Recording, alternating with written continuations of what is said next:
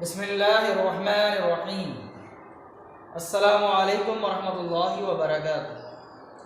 Dear student, in the previous class we had studied about asexual reproduction in plant, and today we are going to study about sexual reproduction in plant. पिछली class में हमने plants में asexual reproduction के मुख्तलिफ तरीक़े पढ़े थे और हमने आपसे कहा था कि जो हमने तरीक़े आपको बताए हैं 3 या 4 उन्हें आप अच्छी तरह याद कर लेंगे, अपनी किताब में हाईलाइट करेंगे। कौन कौन से तरीके बताए थे मैंने प्लांट में एसेक्सुअल रिप्रोडक्शन के? Number 1 runners, number 2 cuttings and number 3 grafting. Okay, और उसके साथ साथ मैंने आपको जो है वो एक तरीका और भी बताया था पोटैटो के हवाले से, ठीक है, जिसे ट्यूबर कहा जाता है या स्टेम ट्यूबर। तो उसमें आइज होती हैं, उससे नए पौधे निकल आते हैं। आज हम प्लांट के बारे में गुफ्तगू कर रहे हैं और today our topic is sexual reproduction in plants. Okay, तो तैयार हैं आप लोग? आपकी किताब में टॉपिक मौजूद है, पेज नंबर 31 पर इसका थोड़ा सा हिस्सा है और अक्सर हिस्सा पेज नंबर 32 पर है। तो open your books and put out your highlighters and pencils to note down the important points or highlight the important points. Okay, तो शुरू करते हैं आज की class. In plants, the female gametes or ovules are produced in the ovaries of flower. In plants, the female gametes or ovules are produced in the ovaries of flowers, and the male gametes or pollen grains are produced in the anther. And the male gametes or pollen grains are produced in the anther. Plants में female gametes या ovule यानी female gametes का ही नाम क्या है? Ovule. कहाँ पैदा होते हैं? Are produce in ovaries of flower. कहाँ पैदा होते हैं? फ्लावर की ओवरीज में। कहाँ पैदा होते हैं? कहाँ तैयार होते हैं? फ्लावर की ओवरीज।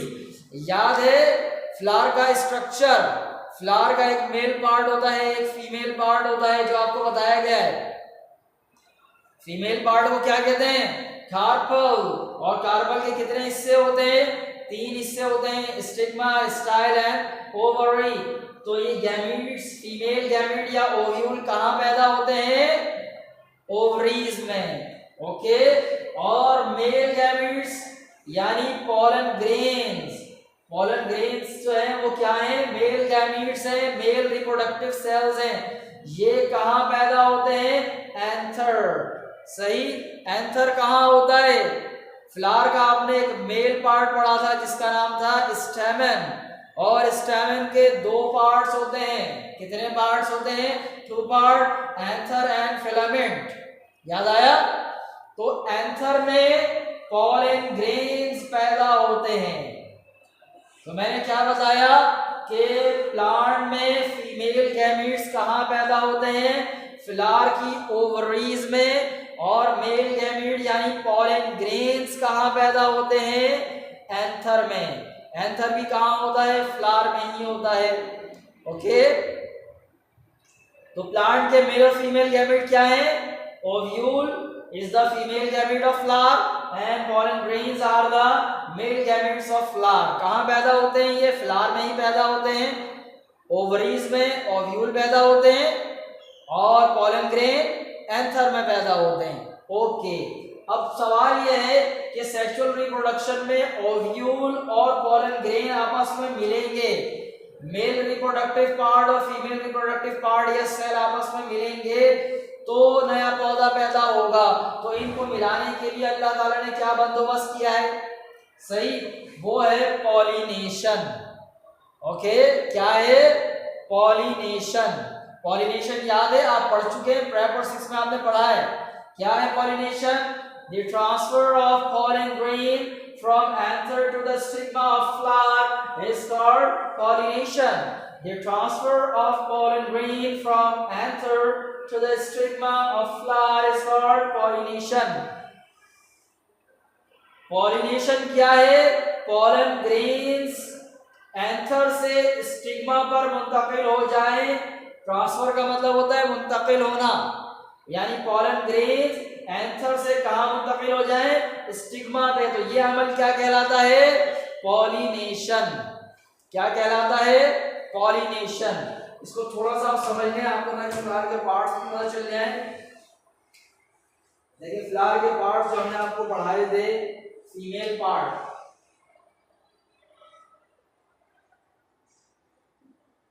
ये याद है? क्या है ये? फीमेल पार्ट ऑफ फ्लावर और कार्पेल। ओके, इसके कितने हिस्से होते हैं जो हमने आपको पढ़ाए थे पिछली क्लासेस में, यानी 12 और 6 में आपको पढ़ाए गए हैं। ये है स्टिग्मा। Okay, stigma. और ये स्टाइल अभी हमें इसकी जरूरत नहीं, तो इसलिए इसका नाम नहीं लिख रहे। और ये ओवरी के बारे में हम बात कर रहे हैं, तो इसलिए हम ओवरी का नाम लिखेंगे। सही, ओवरी। और इसके अंदर होते हैं ओव्यूल। क्या है इसमें? ओव्यूल, इस तरह। सही। और एंथर भी बना देते हैं इसके साथ ही, या स्टेमन भी बना देते हैं इसके साथ। सही।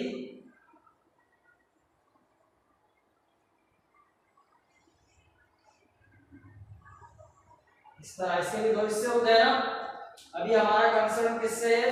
सिर्फ हमारा ताल्लुक है, इस वक्त हम जो बात कर रहे हैं वो एंथर के बारे में बात कर रहे हैं। तो हम फिलामेंट को हाईलाइट नहीं कर रहे, सिर्फ एंथर को हमने हाईलाइट किया। और इसके ऊपर जो मेल सेल पैदा होते हैं, ये मैं ब्लैक से शो कर रहा हूँ। सही। ये क्या है? Pollen grains. क्या है ये? Pollen grains. इसको यहां से मिटा के पहले पॉलन ग्रेन लिख दें तो बेहतर हो जाएगा। Pollen grains. क्या है ये? पॉलन ग्रेन्स किस पर पैदा हो रही है? एंथर पर। ओके, स्टिग्मा की स्पेलिंग दुरुस्त कर दी जाए, थोड़ा सा मिस्टेक है, ये स्टिग्मा। Okay,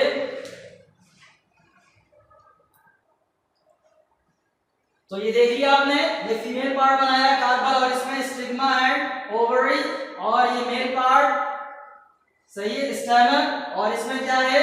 pollen grains. इस पर पैदा होते हैं, किस पर पैदा होते हैं? एंथर में। ओके, तो हम बात कर रहे थे पॉलिनेशन के बारे में। अब पॉलिनेशन में क्या होता है? पहले भी आप पढ़ चुके हैं। पॉलिनेशन में ये जो पॉलन ग्रेन्स हैं, ये पॉलन ग्रेन यहां से यहां मुंतकिल होने का अमल क्या कहलाता है? पॉलिनेशन। क्या कहलाता है? पॉलिनेशन। सही, यानी पॉलन ग्रेन्स अगर एंथर से स्टिग्मा पर ट्रांसफर हो जाए, मुंतकिल हो जाए, तो यह अमल क्या कहलाता है? पॉलिनेशन। ओके,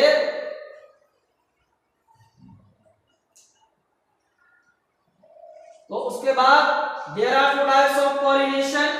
पॉलिनेशन की 2 टाइप्स है।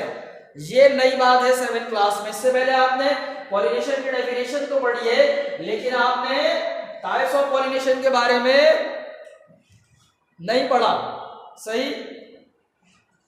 There are 2 types of pollination. Number 1 self pollination and number 2 cross pollination. कितनी टाइप्स बताई मैंने पॉलिनेशन की?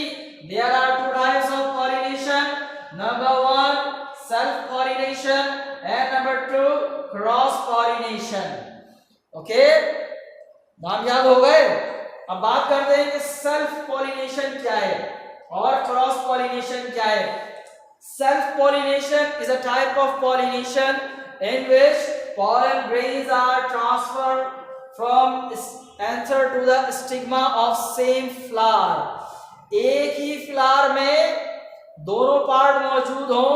सही, एंथर और फिलामेंट, सॉरी एंथर और स्टिग्मा।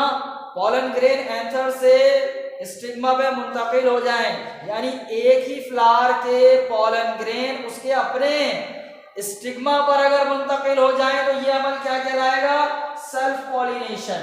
क्या कहलाता है ये? Self pollination. अब इसके बरखिलाफ बिल्कुल दूसरा क्या है? अगर एक फ्लावर के पॉलन ग्रेन दूसरे फ्लावर के स्टिग्मा पर मुंतकिल हो जाए तो ये अमल क्रॉस पॉलिनेशन कहलाता है। क्या कहलाता है? Cross pollination. लेकिन क्रॉस पॉलिनेशन के लिए जरूरी यह है कि दोनों प्लांट का ताल्लुक या दोनों फ्लावर का ताल्लुक एक ही काइंड से हो, एक ही नस्ल से हो। सही? मिसाल के तौर पर एक पौधे के ऊपर गुलाब के 2 फूल मौजूद हैं, उनमें एक के जो पॉलन ग्रेन है वो दूसरे फ्लावर में मुंतकिल हो जाए तो ये क्या है? क्रॉस पॉलिनेशन है। एक ही गार्डन में 2 गुलाब के या 10 गुलाब के पौधे मौजूद हैं और इनके पॉलन ग्रेन आपस में एक दूसरे पर मुंतकिल हो जाए तो क्रॉस पॉलिनेशन। लेकिन अगर एक गार्डन में गुलाब भी है, मोतिया भी है, चमेली भी है और इनके पॉलन ग्रेन एक दूसरे पर मुंतकिल हो जाए तो ये अमल पॉलिनेशन ही नहीं कहलाता। सही? पॉलिनेशन के लिए जरूरी है कि एक नस्ल से ताल्लुक रखने वाले फ्लावर हो, चाहे वो एक पौधे पर हो या एक मुख्तलिफ पौधों पर हो। सही? तो सेल्फ पॉलिनेशन का मतलब जब अपने ही पॉलन ग्रेन अपने स्टिग्मा पर, एक फ्लावर के पॉलन ग्रेन उसी फ्लावर के स्टिग्मा पर मुंतकिल हो तो सेल्फ पॉलिनेशन। और अगर ये अमल 2 मुख्तलिफ फ्लावर के दरमियान हो जाए, सही, तो क्या कहलाएगा? ये क्रॉस पॉलिनेशन। लेकिन जरूरी है कि उन दोनों फ्लावर का ताल्लुक एक ही नस्ल से हो। सही? एक ही किस्म से हो। समझ में आ गई? अब बात करते हैं कि ये पॉलन ग्रेन किस तरह मुंतकिल होते हैं। आपने पहले भी पढ़ा था प्रेप में, याद है आपको कि पॉलन ग्रेन्स जो है वो एंथर से स्टिग्मा तक किस तरह मुंतकिल होते हैं? एजेंट्स के जरिए। याद आया? Agents of pollination. Agents of pollination आपने पढ़े थे ना, विंड, वाटर, इंसेक्ट्स। याद आया? ओके। यहां थोड़ी सी बात की जा रही है उन्हीं एजेंट के हवाले से। क्या है? Pollination can be carried out by insects और बाय विंड।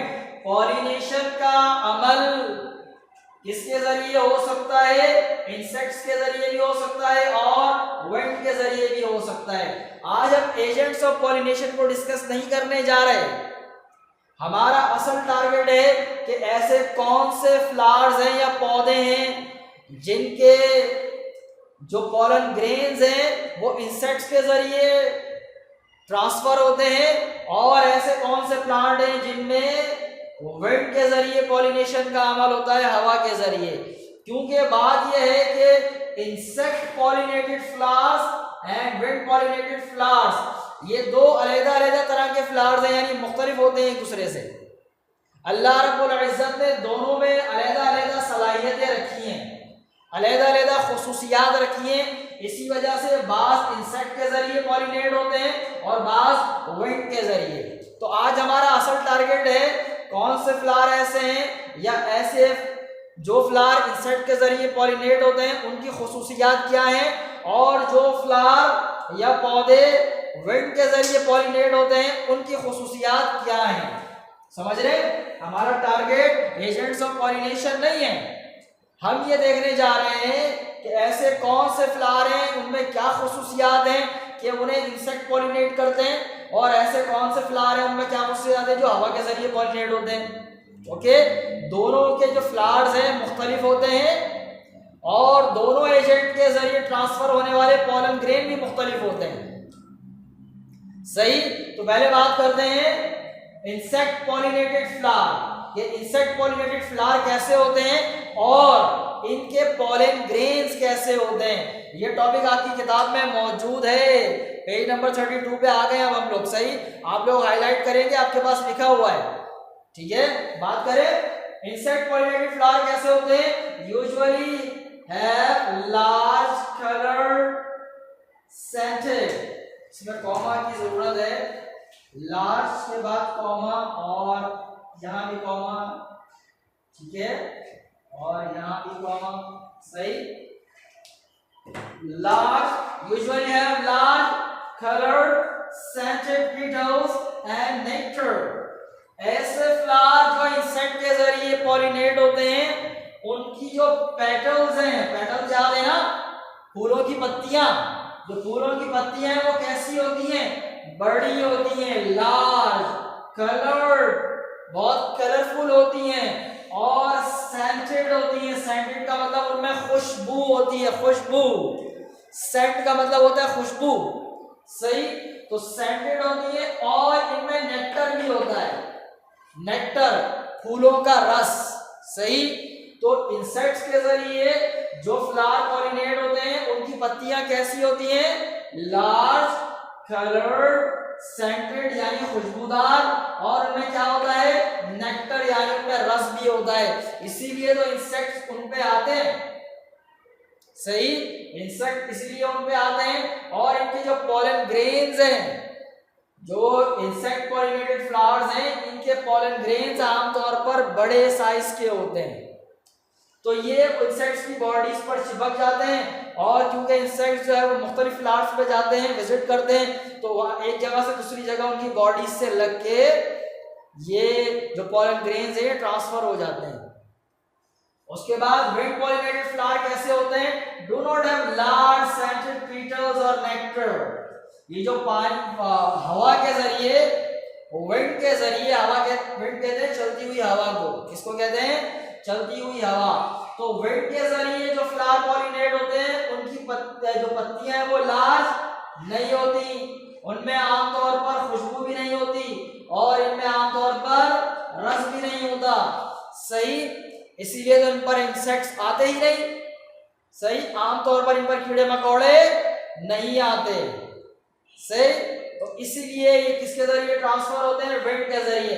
अब ये विंड के जरिए ट्रांसफर होते हैं तो इनके पॉलन ग्रेन कैसे होते हैं, इनके पॉलन ग्रेन आमतौर पर छोटे होते हैं, स्मॉल होते हैं, और उनके ऊपर बारीक बारीक रेशा होता है ताकि वो बिल्कुल लाइट हो और हवा के जरिए आसानी से उड़ सके। देख रहे हैं अल्लाह रब्बुल इज्जत की कुदरत और कारीगरियां कि अल्लाह रब्बुल इज्जत ने जिसको इंसेक्ट से पॉलिनेट करवाना था उसे बहुत कलरफुल बनाया है, खुशबूदार बनाया है ताकि कीड़े मकोड़े वहां जाएं, और जिसको हवा से करवाना था तो उनके पॉलन ग्रेन्स जो है वो हल्के बनाए हैं और उनमें बहुत ज्यादा कलर और खुशबू नहीं रखी, सही। और उनके जो पॉलन ग्रेन्स हैं उनको हल्का बनाया ताकि वो हवा से एक जगह से दूसरी जगह मुंतकिल हो सके। तो आज का लेक्चर थोड़ा सा तवील हो गया, इसमें हमने 3 मुख्तलिफ चीज़ें पढ़ी। सबसे पहली चीज़ के प्लांट में सेक्सुअल रिप्रोडक्शन होती है, तो सेल कौन कौन से हैं, प्लांट में क्या होते हैं, फीमेल गैमेट, ओव्यूल, और मेल गैमेट क्या होते हैं, पॉलन ग्रेन। उसके बाद पॉलिनेशन की डेफिनेशन आपने पढ़ी, पॉलिनेशन की टाइप्स, और उसके बाद जो इंसेक्ट पॉलिनेटेड फ्लावर्स हैं वो कैसे होते हैं, और विंड पॉलिनेटेड फ्लावर कैसे होते हैं, सही। तो ये टॉपिक आपके पास पेज नंबर 31 और 2 पर मौजूद है। लेक्चर सुनते हुए हाईलाइट करते रहिएगा, और यहाँ पर जो बोर्ड पर चीज़ें लिखी हुई हैं इसका स्क्रीनशॉट ले लें। अगर आपने किताब में हाईलाइट किया तो वहाँ से इसको अच्छी तरह याद करें। तो इंशाल्लाह अगली क्लास में प्लांट में जो सेक्सुअल रिप्रोडक्शन है अभी ये मुकम्मल नहीं हुआ है, अभी तो पॉलन ग्रेन ट्रांसफर हुआ है ना, उससे आगे का मरहला बाकी है, सही। तो उसके बारे में इंशाल्लाह अगली क्लास में गुफ्तगू करेंगे। तब तक के लिए अस्सलामु अलैकुम व रहमतुल्लाहि व बरकातुहू। अल्लाह हाफिज।